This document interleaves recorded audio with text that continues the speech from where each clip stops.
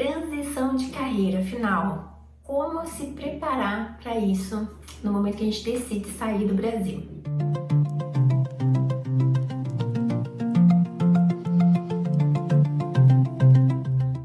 Olá pessoal, sejam muito bem-vindos a mais um vídeo do canal.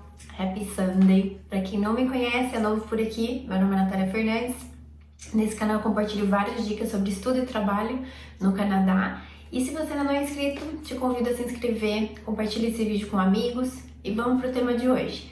Hoje eu vou compartilhar com vocês a questão da transição de carreira.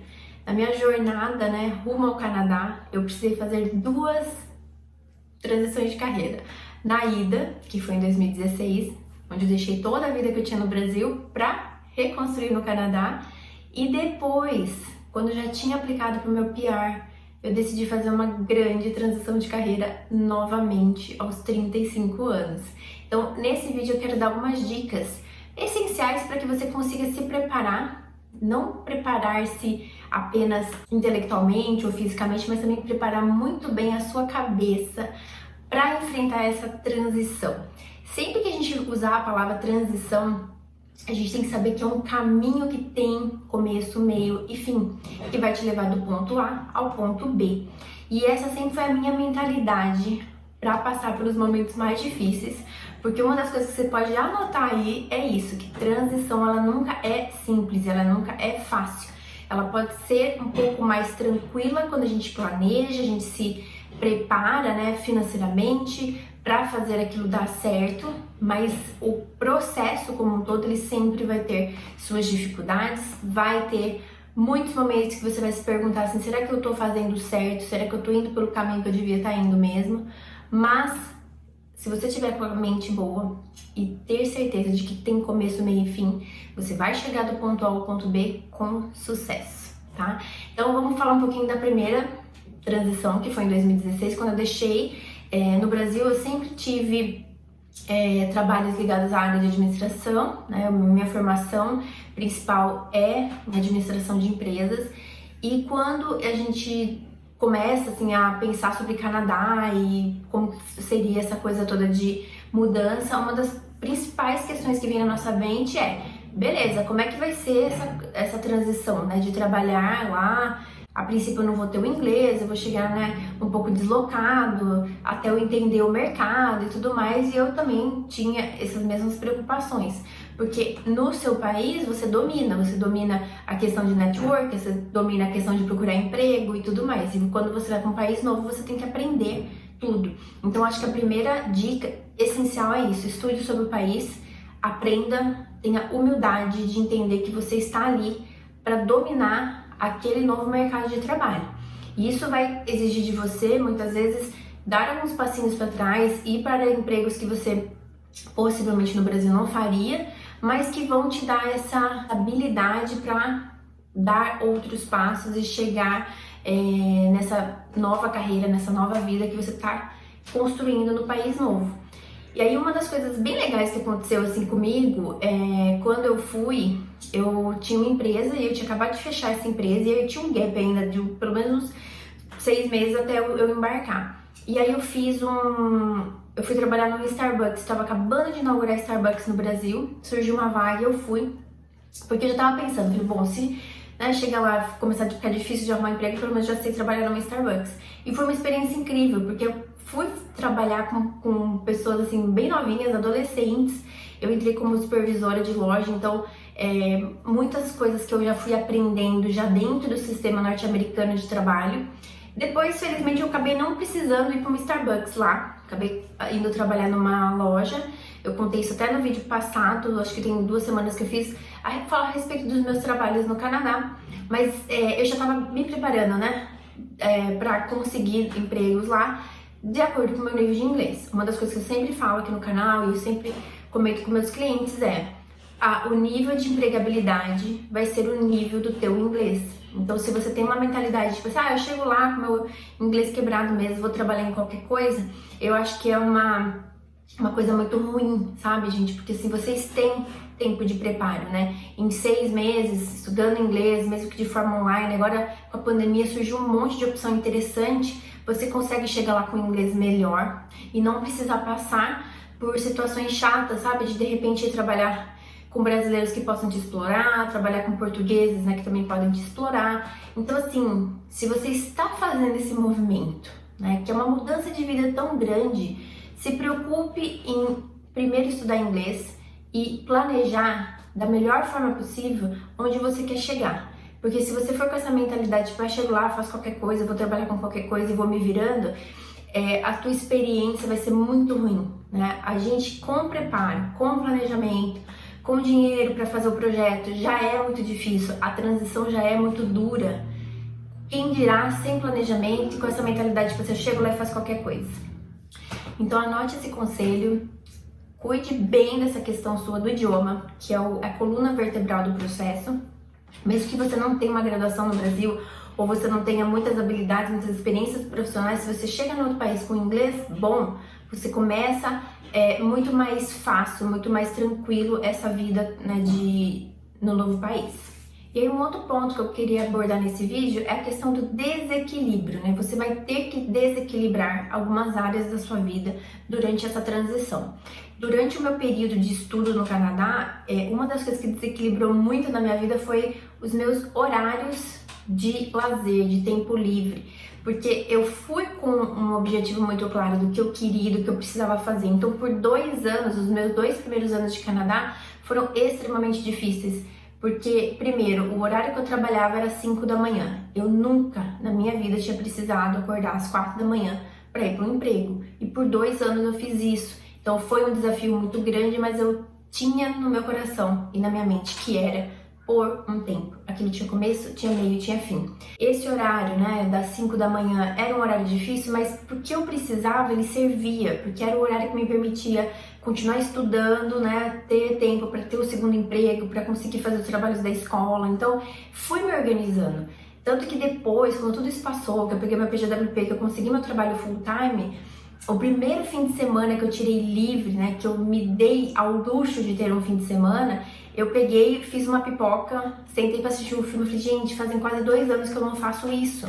Porque era uma vida tão corrida, tão, né, loucura, assim, de trabalhar, de estudar. Quem me acompanha aqui no canal há mais tempo sabe que no meio de toda essa trajetória eu acabei passando por um processo de divórcio que deixou ainda mais complicado todo esse planejamento Canadá. Essa circunstância acrescentou mais dificuldade no meu projeto, acrescentou, mas ao mesmo tempo você também tem que estar preparado para isso. Ao longo da transição muitas coisas vão desequilibrar na vida, então esse desequilíbrio ele faz parte de uma transição. Então, quando você se propor a fazer uma transição de carreira, muitas vezes você vai ter que desequilibrar um pouquinho o tanto que você trabalha por semana, o tempo que você tem com a sua família, o tempo que você tem livre. Então, assim, mas é transição. Quando passar, tudo isso volta no lugar.